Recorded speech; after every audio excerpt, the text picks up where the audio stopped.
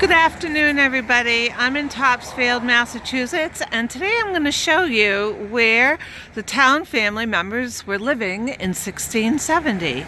And I'm going to start first, though, at the site of the second meeting house, then go down to where the old parsonage stood before heading out to where Joanna Towne lived.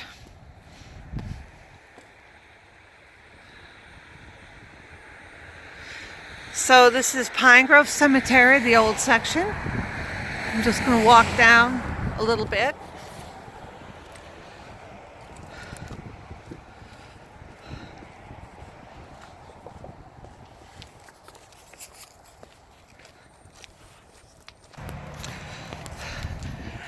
And in that furthest corner over in that direction was where the watch house once stood. And in this direction is where the old parsonage stood. So I'm going to walk about a half a mile south down this road, and once I get to 104 Main Street I will resume the video. So I just came from this direction and I'm now at 104 Main Street, and my camera is facing Parsonage Lane. So the old parsonage stood somewhere between where I'm standing and Parsonage Lane.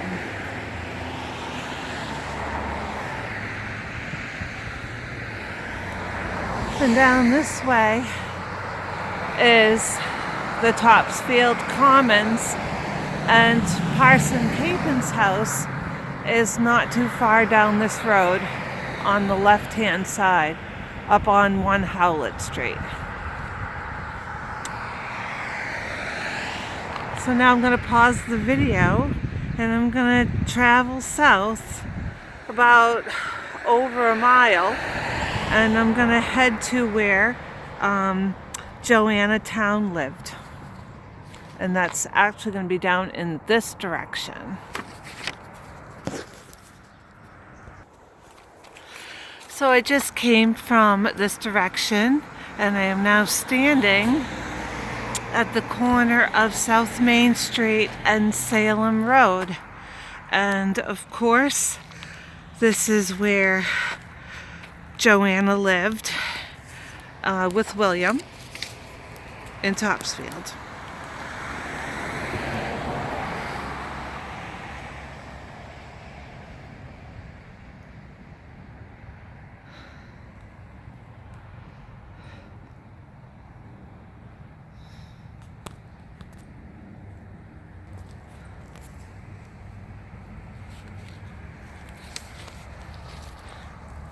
And across the way, as most of you already know, this is where Mary and Isaac Estey lived.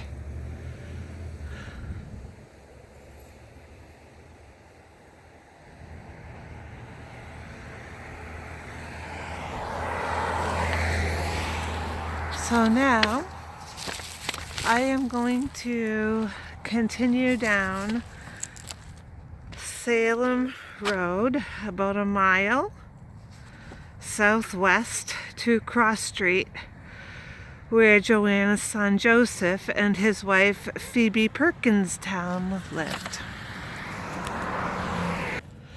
So I just came from this direction, and when I traveled down Salem Road I bore right on Hill Street, and now I am at the corner of Hill Street and Cross Street. And this is the area where Joseph and Phoebe Perkins Towne lived.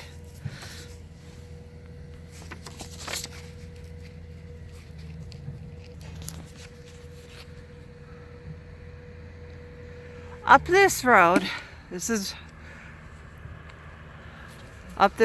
would have been, you would have been led the way to where John Gould lived. Or actually, more so in this area, I believe. Way up, way yonder.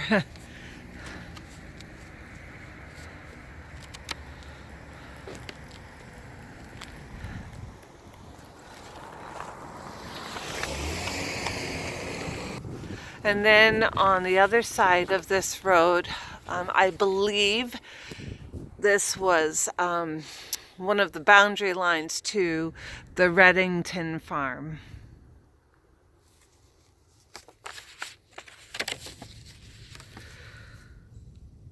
So now I am going to travel down Hill Street towards Garden Street. So I just traveled a mile south from this direction down to Garden Street, and I again am at the intersection of Hill and Garden Street, and this is the area where Joanna's son Jacob lived with his wife Catherine Towne. She was Catherine Simons. I don't know if I said earlier, but Joseph's wife, Phoebe, was Phoebe Perkins in the event some of you that are listening do not know.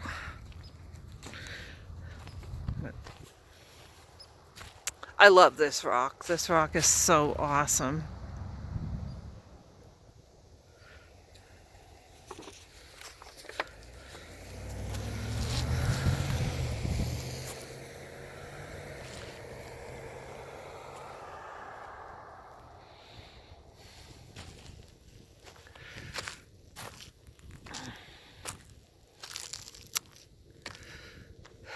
And now I am going to continue down this road to the home site, or actually the area where Edmund Bridges lived with Sarah Towne. So I just came down Hill Street from this direction, and I am now at John's Lane, and obviously again Hill Street at the intersection. And John's Lane doesn't go down that far, and it's a dead end, and then it's got a huge gate with a dirt path that goes out, I believe, towards Route 1, and I believe on the other side of that path would be the Nike Village. So from my recent research, this is where I believe that Edmund Bridges and Sarah Towne Bridges lived in 1670.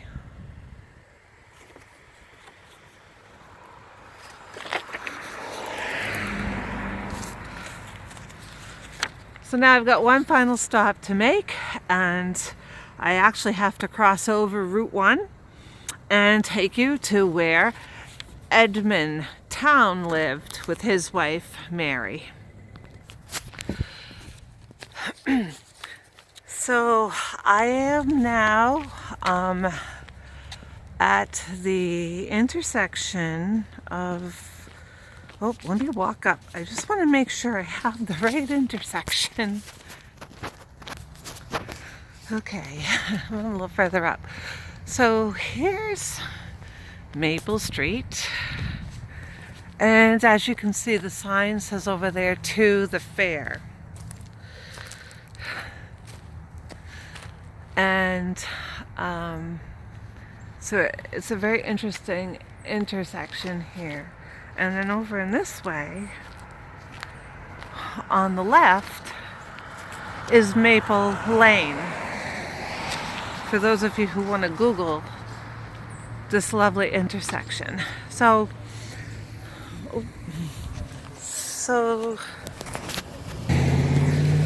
I have been researching the last couple of months to find out exactly where I believed Edmund lived.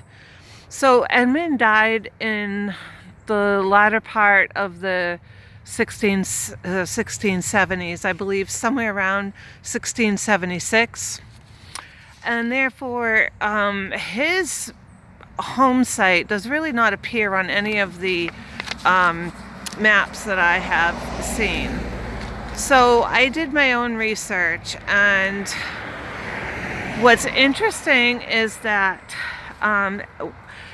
Mary Browning, who married Edmund, obviously, she came to inherit part of her father's land, when her father Thomas Browning passed away. And she inherited all of the, the houses and the home and everything, and the buildings. So this is why I believe that Edmund lived here, because Thomas Browning lived in this particular area before he passed away. And another reason I believe is because in the Salem Witch Trial Papers number 136, when John Gould was deposed against Sarah Wildes, John Gould says that his sister Mary Reddington was pulled off a horse into a brook. And one day when she was traveling from Salem with one of her brothers-in-law, at the end of this road is actually Perkins Row, and that's where the Reddington farm was. So when Mary's brother-in-law pulled her from the brook, which there is a brook down this road here, Edmund Towne came out to help her.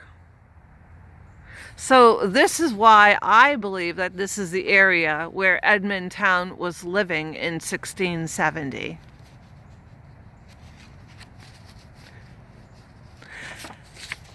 Thank you very much, everybody.